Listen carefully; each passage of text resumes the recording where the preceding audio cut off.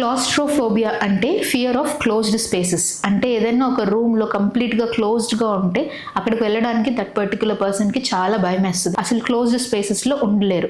ఈరోజు నా దగ్గర ఒక పేషెంట్ క్లాస్ట్రోఫోబియా తోటి సఫర్ అవుతున్నారు. ఈ పేషెంట్కి డయాబెటీస్ లేదు, ఏమీ ఇంజురీ అవ్వలేదు, but still frozen shoulder develop అయింది.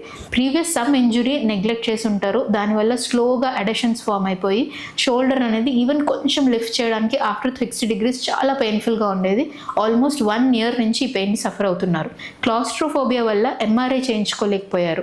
సో మల్టిపుల్ డాక్టర్స్ దగ్గర కన్సల్ట్ అయినప్పుడు ఖచ్చితంగా ఎంఆర్ఐ కావాలి అన్నారు. ఎంఆర్ఐ వరకు వెళ్ళి చేసుకోలేక అదే పెయిన్తో సఫర్ అవుతూ ఉన్నారు. సో ఫ్రోజన్ షోల్డర్కి మల్టిపుల్ టైర్స్ ఉంటే ఎంఆర్ఐ అవసరం లేకుండా మనం చేసే మస్క్యులోస్కెలిటల్ అల్ట్రాసౌండ్, ఎంఎస్కే అల్ట్రాసౌండ్ అని అంటారు దీన్ని.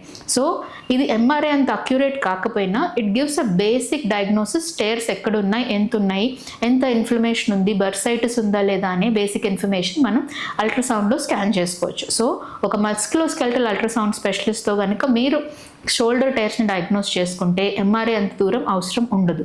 Without any MRI, without any phobia హ్యాపీగా ప్రొసీజర్ చేసేసుకోవచ్చు.